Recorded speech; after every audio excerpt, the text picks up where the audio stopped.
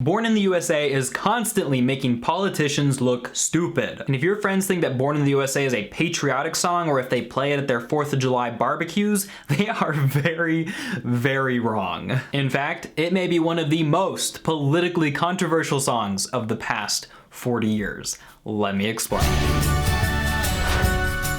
Hey fellow lyricoins, I'm Clifford Stummy, the pop song professor, and welcome to my channel where we explain, create, and sometimes roast song lyrics. Today we're talking about Born in the USA by Bruce Springsteen, an American classic. We need to talk about this song because it's a perfect encapsulation of what's happening in American politics right now. Different people having different visions of what America should look like, and nobody really being able to see things from each other's perspectives. And this inability to see things from other people's perspectives even goes down so far as to how people misuse this song in their political rallies. For example, check out this clip of Ronald Reagan referencing it in one of his campaign speeches. America's future rests in 1,000 dreams inside your hearts.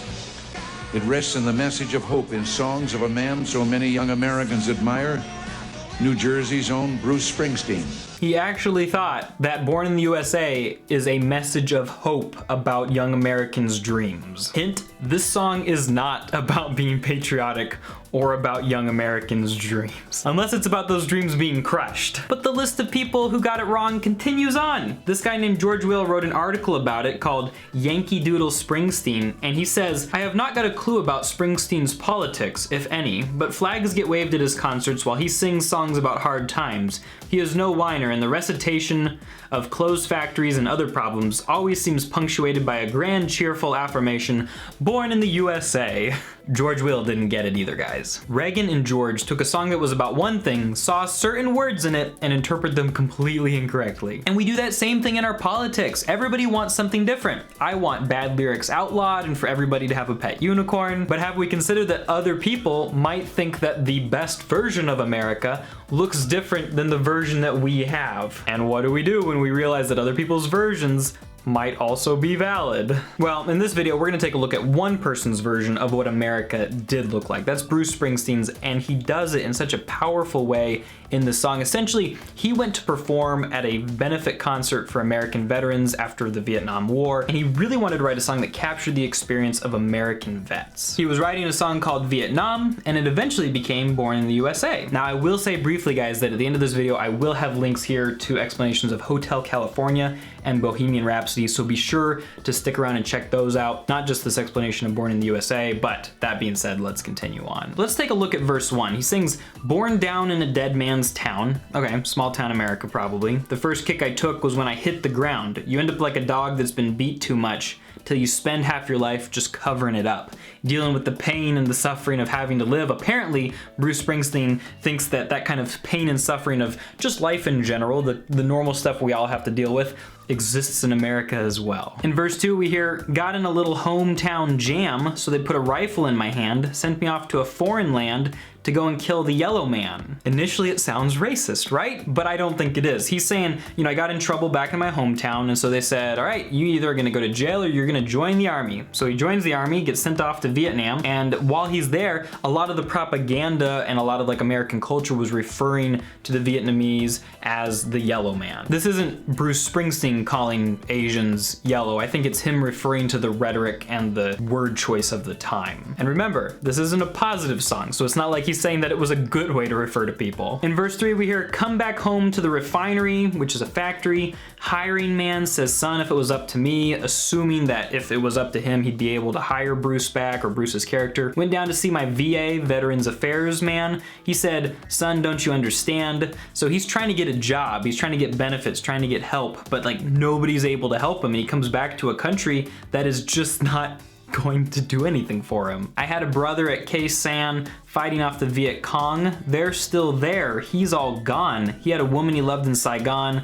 I got a picture of him in her arms now." This character's brother also died in Vietnam, a war that was ultimately largely fruitless because the Viet Cong were still there, and now he only remembers his brother by this picture. "Down in the shadows of the penitentiary, out by the gas fires of the refinery, I'm 10 years burning down the road, nowhere to run, ain't got nowhere to go."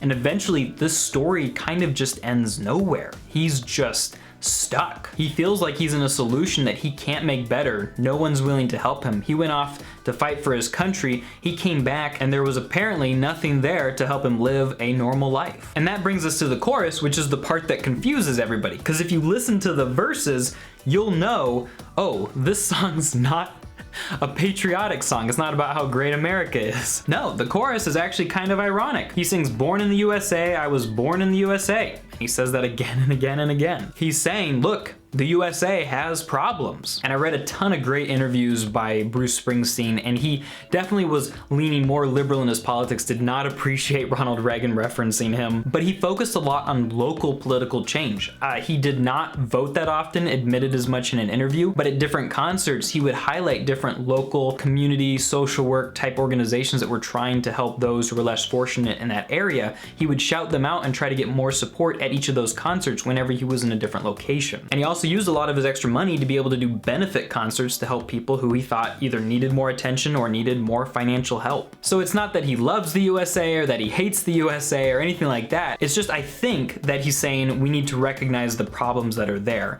And in this case, he wanted to tell the story of Vietnam vets who he didn't think were being treated appropriately. And in an interview, he talks about their relationship to chorus and verse, which might be especially interesting to you if you're a songwriter, but he says, in my songs, the spiritual part, the hope part, is in the choruses. The blues and your daily realities are in the details of the verses. So somebody might hear what sounds like hope in the chorus and completely ignore those verses. But that's also a really good strategy for songwriters to give some sort of a central concept in the chorus and then to get into the details and the rough edges and the storytelling in those verses. I think a good way to summarize the power of the song is a quote by Lauren Onkey, who says that the complexity of Born in the USA is why it endures. It describes the ambiguities and challenges of the country that I have grown up in, and for me it's a rock and roll anthem. This singer, this scream, the sound of the guitar, and the scale of the song suggest that rock and roll is big enough and important enough to tell that story. And those complexities are exactly why people can listen to the song and come away with two completely different interpretations, which makes studying the heart of the meaning of the song very interesting, but it also, in a sort of a meta second level way, shows us how people who talk about the same subject that Bruce Springsteen is talking about have such a difficult time connecting with each other because they take what's being said and they see certain parts or don't see other parts, and then they create their own version out of it and can't understand why other people have a different version than them. If we learn nothing else from the song, I think we should learn that taking the time to really understand something, understand somebody's perspective, what they're saying, is one of the most valuable things that we can do for our fellow country people. Thanks for watching, everybody. If you're a songwriter, check out the free Lyric Hero process down below where you can learn to write a great song in under 30 minutes. I don't know if it'll be as good as Born in the USA, but it might be. You should go try. And if you want more explanations of older songs, we've got Hotel California, Bohemian Rhapsody, both incredible songs with so much to say. I hope you enjoy those. Thanks for watching, and I'll talk to you next time.